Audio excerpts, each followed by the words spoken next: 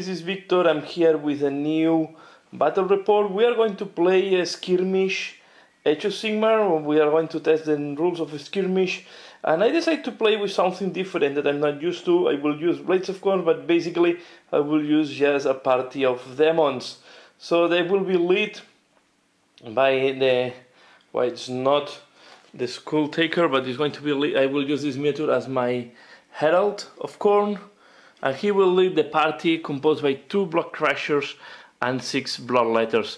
We are going to play 50 renown points, and I'm going to play against Bloodbond, so it's going to be Khorne against Khorne, so Khorne will win this battle. Doesn't matter where the blood flows from. We want to see the blood flowing. So it's going to be interesting. I guess it's going to be 2 really close combat armies. And here I go with this small party. I took the Merciless Killer as a common ability. This is from the skirmish rules. At 1 to the wound rolls, you make for orphan units at 6 inches. So this is going to be, they will be more reliable when trying to wound enemies. And then I take the Mask of Horror. So I guess being a demon makes sense to cause fear to the enemies. So this is the army I'm going to play. And let's see how this is performing. First time I'm going to play a skirmish for Age of Sigmar. So remember, each individual miniature will be an individual unit once we start the game. So waiting for my opponent to arrive and to play at the game. We are going to play Treasure Hunt. Here we have, after deploying and putting all the units on the table. So this is my side of the deployment, where I have put the Blood Crushers just in the sides, and then in the middle I put the my Herald with some Bloodletters. This is a cursed terrain, so they can cause mortal wounds. This is the reason I have deployed in that way. And then on the other side we have the Bloodbound army. The Bloodbond army have Exalted Deathbringer, 5 Blood Warriors and 14 Blood Rivers. So it's going to be interesting. We have to go for the loot, and the horse are 1 here, and we have the banner, this tomb, and then we have the pile of skulls. So this is going to be, I will start, I have the option to decide, and I decide to go first, to go as far as I can from this piece of terrain. So we go for turn 1 after deploying. In the first turn, in the hero phase, after rolling, I lost 1 Bloodletter because of the damp terrain and 1 mortal wound on this guy. And now I go. In my turn, I just run. I try to grab the objectives. I roll. I did not manage to find the treasure yet, but here I have 1 group of Bloodletters with 1 Blood Crusher, and there I have my Herald, and then on the Bloodletter this is going very slow. So this is at the end of my turn, and now we go to turn 1 for the Bloodbound over there. End of the Bloodbound phase or turn, and they just move ahead running. They went close enough to start plundering, and they have discovered here 1 object and here another object. So now they are controlling 2 objects for 0 from the Daemons of Khorne, and we go now to the second round. So we have to roll initiative.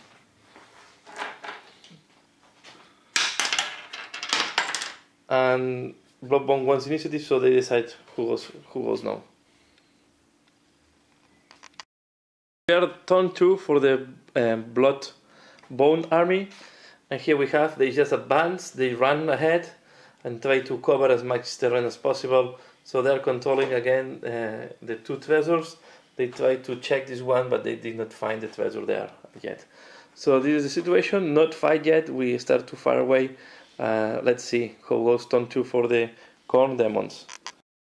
Here at the beginning of the fight phase, I try to look if there is any treasure on this, but I fail.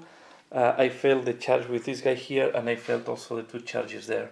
So the only charge that worked is there, so now my Bloodletter will fight against the Blood Warrior and Blood River. The Bloodletter, as you can see, he died. The Blood River killed him. He managed to the charge, but yeah, he failed to wound, and then the Blood River just killed him. Turn 3, the demons had initiative. I tried again to check if I can find a treasure on these two. Not luck there. And then I declared the multiple charges here. The Blood Crusher and Bloodletter charge in the middle of these Blood Rivers and a Blood Warrior. And they're also followed by my Herald. So now we are going to go the fight phase, and yeah, demons will activate first, and I will show you the end result. The combat phase, here I have killed the two Blood Rivers that I managed to be in range, and then he just charged, he just piled on me. Then the Bloodletters are still alive, and there, between the Blood Crusher and the Herald, they killed all the Blood Warriors and the Blood River. So we go now to the turn 3 for the Bloodbond, but they have to roll now for leadership. So they have lost 1, 2, 3, 4, 5, 6. What is the leadership of the general? 8. 8. So you have to roll 6, 8. So it's good, and we go to the turn 3 for the Bloodbond. At the end of the charge phase for the Bloodbond. Here there is still a big melee. The guys that were not in combat, the guy was not in combat, just charge.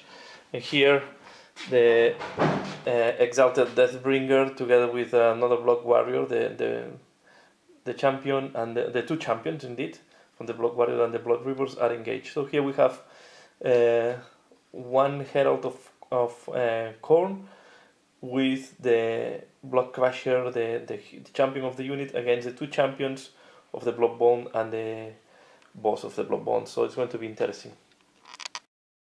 So this is at the end of the turn 3 for the Bloodbond. Here the Blood Crusher is still killed two Blood Rivers, and there I managed to do a wound on the Blood Warrior and kill the champion of the Blood Rivers, but we still engage. He made one wound to my general. So we are ready to go to turn 4. Of the charge phase for the Daemons of Khorne. Here I charge with the champion of the Bloodletters, and now we are engaged. We still engaged there in a big melee, and there I failed the charge with the remaining Bloodletter, and now we are going to go to the combat phase. End of turn 4. The demons have played. Here nothing happens, so no damage from any of the two sides. I charge with the champion of the Bloodletters, nothing happened. And there my Herald is very wounded, 2 wounds remaining. I managed to kill the Blood Warrior, and yeah, and here we go now to the turn 4 for the Bloodbond army. End of the combat phase, turn 4. From the Bloodbond, here they kill the two Bloodletters, just the Blood Crusher remaining with a single wound, and I managed to kill 2 Blood Rivers, but it seems that it's going to be hard here.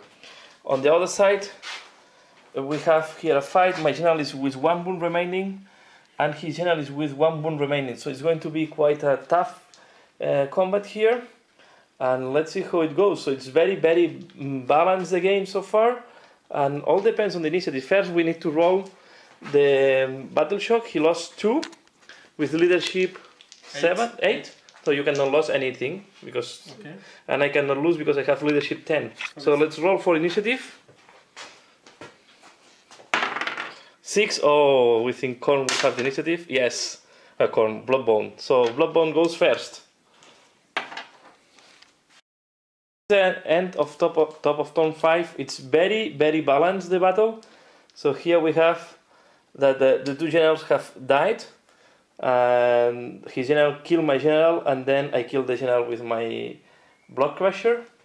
There they don't manage to peel off the last wound from the Blood Crusher, but looks like they will control at the end the objective here. So it's very balanced. I just have 1 Bloodletter to go to the combat. So we are going to do the 5th and the end of the 5th turn and see what happens. So end of combat of turn 5 and the combat phase. They kill here one of the Blood Crushers after I don't know how many turns he in combat, And here I just managed to kill one of the two Blood Rivers, and then when we roll for Battle Shock, my Bloodletter just ran away.